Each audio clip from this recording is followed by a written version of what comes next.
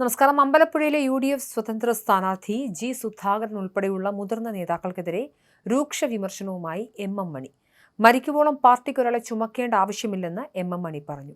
തന്തയ്ക്ക് പിറക്കാത്ത പരിപാടിയാണ് ജി സുധാകരൻ ചെയ്യുന്നതെന്നും പാർട്ടിക്കെതിരെ റിബലായി മത്സരിക്കുന്നത് ശരിയല്ലെന്നും അദ്ദേഹം പറഞ്ഞു.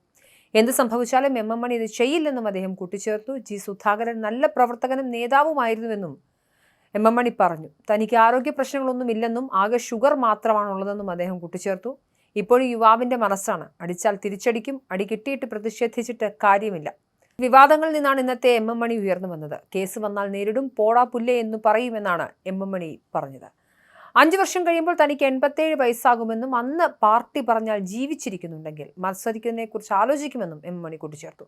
സഖാക്കളെ തല്ലിയാൽ തിരിച്ചു തല്ലിക്കുമെന്നും ഇന്ന് വരെ അങ്ങനെ ചെയ്തിട്ടുണ്ട്, നാളെയും അങ്ങനെ ചെയ്യുമെന്നും MM മണി അദ്ദേഹത്തിന്റെ പ്രസംഗത്തിൽ പറഞ്ഞു. തന്നെ സിനിമയിലെ കഥാപാത്രമാക്കുന്നതിനോട് എതിർപ്പില്ലെന്നും സിനിമ ഇഷ്ടമാണെന്നും MM മണി കൂട്ടിച്ചേർത്തു. ഇടുക്കി ജില്ലയിൽ ഉൾപ്പെടെ UDF കൂടുതൽ സീറ്റ് നേടുമെന്ന് പറയുന്നത് പട്ടിയുടെ സ്വപ്നം പോലെയാണെന്നും മണി പറഞ്ഞു. ഇടതുപക്ഷ ജനാധിപത്യ മുന്നണിയുടെ 3ാം സർക്കാർ കേരളത്തിൽ വരുമെന്ന കാര്യം ഉറപ്പാണ്. അതിൽ തന്നെ ഇടുക്കി ജില്ലയിൽ നിന്നുള്ള സംഭാവനയും ഉണ്ടാകുമെന്ന കാര്യത്തിൽ സംശയം വേണ്ട. ഇടുക്കിയിൽ 5 മണ്ഡലങ്ങളിലും LDF ജയിക്കും. കഴിഞ്ഞ 10 വർഷം ഉടുമ്പൻചോല മണ്ഡലത്തിൽ ഉണ്ടായത് ചരിത്രത്തിലില്ലാത്ത വികസനമാണ്. 1000 കോടി രൂപയുടെ വികസന പ്രവർത്തനങ്ങളാണ് ഇടുക്കി ജില്ലയിൽ ഉൾപ്പെടെയുള്ള മണ്ഡലങ്ങളിൽ നടന്നിട്ടുള്ളതെന്നും MM മണി കൂട്ടിച്ചേർത്തു. ഇതിനൊപ്പം CPM വിട്ട് അമ്പലപ്പുഴയിൽ UDF പിന്തുണയോടെ മത്സരിക്കുന്ന ജി സുധാകരനെതിരെ വിമർശനവുമായി മന്ത്രി സജി ചെറിയാനും രംഗത്ത് വന്നിരുന്നു. ജി സുധാകരൻ എന്നത് അണയാൻ പോകുന്ന തീയാണെന്നും അണയുന്നതിന് മുൻപ് അദ്ദേഹം ആളിക്കത്തുകയായിരുന്നെന്നും സജി ചെറിയാൻ പരിഹസിച്ചു. പാർട്ടിയെ വഞ്ചിച്ച് പുറത്തു പോകുന്നവർക്കൊപ്പം നിൽക്കുന്ന ശീലം ആലപ്പുഴയിൽ ഒരു സഖാവിനുമില്ലെന്നും അദ്ദേഹം കൂട്ടിച്ചേർത്തു. സുധാകരന്റെ പുതിയ രാഷ്ട്രീയ നിലപാടുകളെ രൂക്ഷമായി വിമർശിച്ച സജി ചെറിയാൻ പുകഞ്ഞുകൊള്ളി പുറത്താണെന്ന പരാമർശവും നടത്തി. ആ തൊപ്പി തലയിൽ വെച്ചതോടെ അദ്ദേഹത്തിന്റെ രാഷ്ട്രീയമെല്ലാം അവസാനിച്ചു. അമ്പലപ്പുഴയിൽ LDF മികച്ച വിജയം നേടും. സുധാകരന്റെ രാഷ്ട്രീയ വഞ്ചനയ്ക്കുള്ള മറുപടിയായിരിക്കും അവിടുത്തെ തെരഞ്ഞെടുപ്പ് ഫലമെന്നും സജി ചെറിയാൻ പറഞ്ഞു. അതേസമയം മുഖ്യമന്ത്രി പിണറായി വിജയനെതിരെ വീണ്ടും വിമർശനവുമായി ജി സുധാകരൻ രംഗത്ത് വന്നു. മുഖ്യമന്ത്രി എനിക്ക് ചെറ്റ എന്ന് പേരിട്ടു.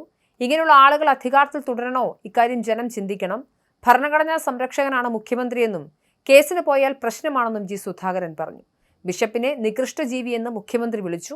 വെളുത്തു സുമുഖനായ പ്രേമചന്ദ്രനെ പരനാറി എന്ന് വിളിച്ചു.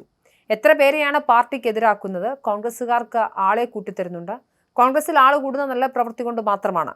SFIയിലും DYFയിലും നല്ല നേതാക്കളില്ല. പണ്ടൊക്കെ നേതൃനിര കണ്ട് KSUക്കാർ അസൂയപ്പെട്ടിരുന്നു. 4 ആൾ അറിയുന്ന ആരും ഇന്ന് DYFയിലില്ല. ഏരിയ സെക്രട്ടറി കള്ളുഷാപ്പിലിരുന്ന് ജി സുധാകരന്റെ തന്തയ്ക്ക് വിളിക്കുന്നു. പാർട്ടിക്കാർ കള്ളുഷാപ്പിലിരുന്ന് ഫേസ്ബുക്കിൽ തനിക്കെതിരെ പോസ്റ്റ് ഇടുന്നു.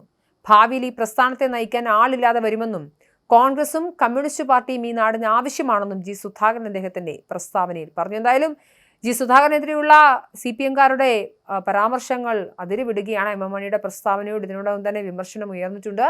അദ്ദേഹത്തിന്റെ ഭാഷ മുൻപും വിവാദത്തിലായിട്ടുണ്ട്. ഏറ്റവും ഒടുക്കം ജി സുധാകരനെ പോലൊരു മുതിർന്ന നേതാവിനെതിരെയുള്ള MM മണിയുടെ പ്രസ്താവന അതിര് കടന്നതാണ് എന്നുള്ളതാണ് വിമർശനം.